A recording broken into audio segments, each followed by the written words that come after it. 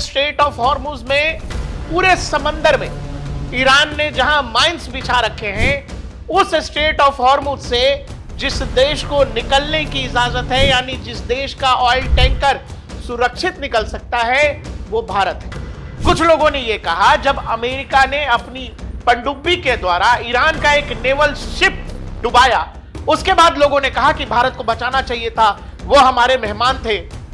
बावजूद इसके अगर ईरान हमारे जहाजों को स्ट्रेट ऑफ हॉर्मुज से निकलने दे रहा है, तो कोई तो कारण रहा होगा। आखिर भारतीय कूटनीति कुछ तो ऐसा कर रही है कि ईरान इस बात के लिए राजी हो गया, तो चीन के जहाज स्ट्रेट ऑफ हॉर्मुज से एकदम फ्रीली निकल रहे हैं। अब जो देश निकल सकता है वो भारत है। इस पूरे इलाके में करीब 28 जहाज हमारे फंसे हुए थे, जिसमें पहला जहाज मुंबई पहुंचा है, जिसका नाम है शैनलॉन्ग। दुनिया में इतनी दुविधा है, पूरे मिडिल ईस्ट में बम बारूद मिसाइल है, तब भारत वो कर पा रहा है जो उसके लिए, उसके नागरिकों के लिए ठीक है। भारतीय कूटनीति की वो कहानी जो हमें आपको गर्व से भर देगी। कई बार लगता है कि क्या ऐसा हो सकता है, कुछ चीजें ऐसी होती हैं जैसा लगता है कि फिल्म चल रहा हो, और वो चीज होकर आ जाती है, तब हमें लगता है कि अरे ऐसा हो गया। रूस यूक्रेन वॉर के समय एक ऐसा समय आया जब यूक्रेन में भारत के बहुत सारे छात्र फंसे हुए थे, और उसके बाद उस समय प्रधानमंत्री नरेंद्र मोदी का एक कॉल जो वो पुतिन को करते हैं, और उसके बाद होता है ये कि यूक्रेन और रूस के बीच युद्ध विराम होता है, और बाकायदा एक सुरक्षित गलियारा तैयार किया जाता है, और उसके बाद भारत के तमाम छात्र जो हैं उनको बसों में बिठाकर सुरक्षित निकाला जाता है। हाल ये होता है कि पाकिस्तान और दुनिया के बाकी देशों के छात्र भी भारत का झंडा पकड़ के साथ में चल रहे होते, क्योंकि भारत का झंडा रूस यूक्रेन वॉर के समय सुरक्षा की गारंटी बन गया था। दर्शकों, पिछले करीब 2 हफ्ते से चल रहे ईरान युद्ध में भी ऐसी खबर आई है। खबर यह है कि जो स्ट्रेट ऑफ हॉर्मुज में पूरे समंदर में ईरान ने जहां माइंस बिछा रखे हैं, उस स्ट्रेट ऑफ हॉर्मुज से जिस देश को निकलने की इजाजत है, यानी जिस देश का ऑयल टैंकर सुरक्षित निकल सकता है, वो भारत है। ईरानियों ने इस बात की इजाजत दी है कि हम भारत के ऑयल टैंकर्स जो हैं, भारत के जो जहाज हैं, उनको हम सुरक्षित स्ट्रेट ऑफ हॉर्मुज से निकलने देंगे, और यही भारत की एक बड़ी डिप्लोमेटिक पावर कह लीजिए, या एक बड़ा डिप्लोमेटिक शिफ्ट है मिडिल ईस्ट की इस लड़ाई में। आखिर ऐसा क्यों हुआ है वो समझिए। दरअसल स्ट्रेट ऑफ हॉर्मुज में दुनिया भर की जो ऊर्जा जरूरतें हैं, वो करीब 40% हिस्सा उसी इलाके से पूरी दुनिया को जाता है। भारत की जो ऊर्जा जरूरतें हैं उसका करीब 50% हम मिडिल ईस्ट से लेते हैं। अभी हाल फिलहाल एक खबर आई जिसमें थाईलैंड के एक जहाज को, जिसका नाम मयूरी नारी था, इसको ईरानियंस ने ड्रोन के जरिए हमला कर दिया। हालांकि इस पर कोई कार्गो नहीं था, फिलहाल कोई नुकसान नहीं हुआ है, लेकिन इसको ठोका। अब ठोका तो सवाल यह आया, भारत के भी स्ट्रेट ऑफ हॉर्मुज के इलाके में दोनों ही तरफ मिलाकर भारत के करीब 28 जहाज उस इलाके में फंसे हुए थे। भारत के विदेश मंत्री एस जयशंकर ईरानियन विदेश मंत्री को फोन करते हैं, और उसके बाद अपडेट यह आता है कि Iran, after Jaishankar Araghchi talks, Iran lets Indian tankers pass through Hormuz. यानी स्ट्रेट ऑफ हॉर्मुज जो लगभग ब्लॉक है दुनिया के बाकी देशों के जहाजों के लिए, दुनिया के वो ऑयल टैंकर्स जो वहां से बगैर अनुमति या हवाबाजी में निकलने की कोशिश कर रहे हैं, उनको ईरान सीधे ठोक रहा है, सीधा ठोक रहा है।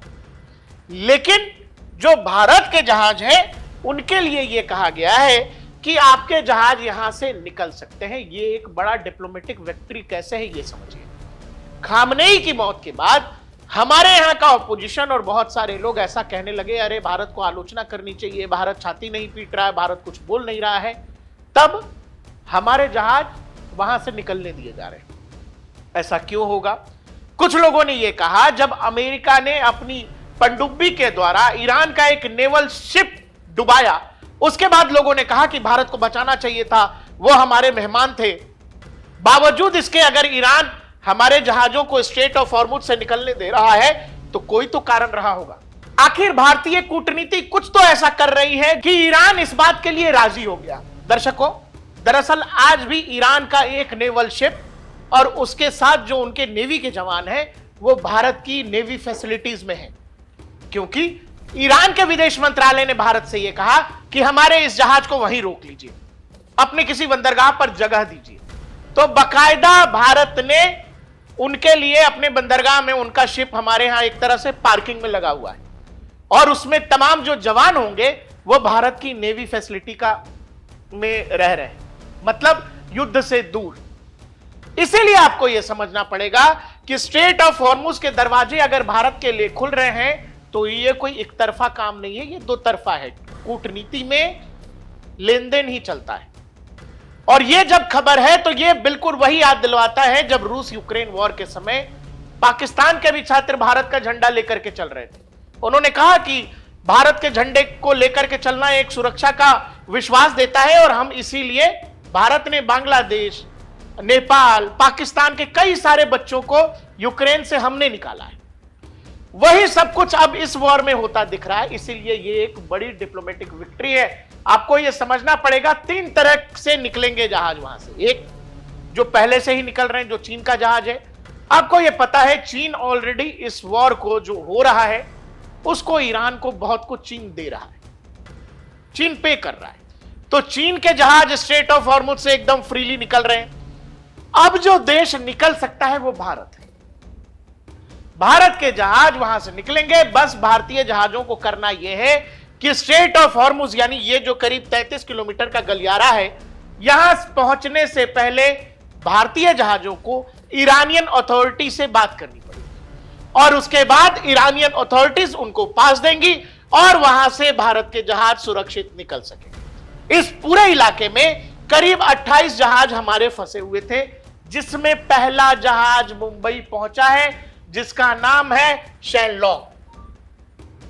यह सऊदी से आ रहा था और यह कई दिनों से उसी इलाके में फंसा हुआ था, लेकिन यह पहला जहाज पिछले कई हफ्तों में स्ट्रेट ऑफ हॉर्मुज से निकलकर भारत पहुंचा है। इसीलिए आपको भारत की डिप्लोमेटिक शक्ति या डिप्लोमेटिक पावर पर यकीन करना पड़ेगा, या जो हमारी स्ट्रेटजी है, जो हमारी विदेश नीति है या कूटनीति है, वो हम सफलतम कूटनीति के दौर में है, जहां भारत रूस का तेल भी खरीद रहा है, जहां भारत इजराइल से दुनिया भर के हथियार भी खरीद रहा है, जहां भारत इजराइल ईरान युद्ध के बीच में स्ट्रेट ऑफ हॉर्मुज के दरवाजे अपने लिए खुलवा ले रहा है, तब जब फारस की खाड़ी में इराक के बंदरगाह पर खड़ा अमेरिकी जहाज को ईरानियंस ठोक दे रहे हैं। यह एक बड़ा डिप्लोमेटिक शिफ्ट है, जियोपॉलिटिकल शिफ्ट है। आपको इसको जैसे देखना है देख लीजिए। इसीलिए जो लोग आपसे ये बतलाते हैं कि भारत की कूटनीति फेल है, भारत की विदेश नीति फेल है, उनसे जरा पूछिएगा कि पिछले 8-10 सालों में दुनिया में जहां जहां अलग अलग युद्ध हुए हैं, वहां से अलग अलग समय पर भारत ने जैसे अपने लोगों को निकाला है। स्ट्रेट ऑफ हॉर्मुज से जिस तरह से अब भारत के जहाज आने शुरू हो रहे हैं, जिस तरह से ईरानियन अथॉरिटीज ने कहा है कि भाई पहुंचने से पहले एक बार फोन कर लीजिएगा, और उसके बाद आपके जहाज को सुरक्षित पैसेज दिया जाएगा, सुरक्षित गलियारा दिया जाएगा।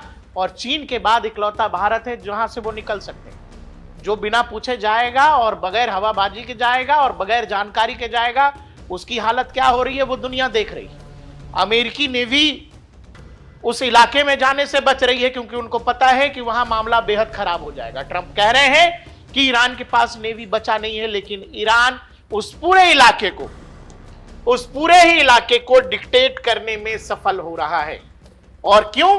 क्योंकि उस पूरे इलाके में ईरान ने माइंस बिछा रखे हैं, और यहां से जो निकलेंगे वो या तो इंडियन शिप होगी या चाइनीज शिप होगी। दूसरे किसी वेसल को निकलने की अनुमति ही नहीं है। इसीलिए भारतीय कूटनीति का गौरवगान कीजिए, गर्व कीजिए कि हिंदुस्तान ये सब कर सकने में, जब दुनिया में इतनी दुविधा है, पूरे मिडिल ईस्ट में बम बारूद मिसाइल है, तब भारत वो कर पा रहा है जो उसके लिए, उसके नागरिकों के लिए ठीक है। हम युद्ध से दूर हैं और हम ये चाहते हैं कि उस युद्ध का प्रभाव हमारे ऊपर कम से कम पड़े। देखते रहिए DNP इंडिया, हर खबर भरोसे के साथ।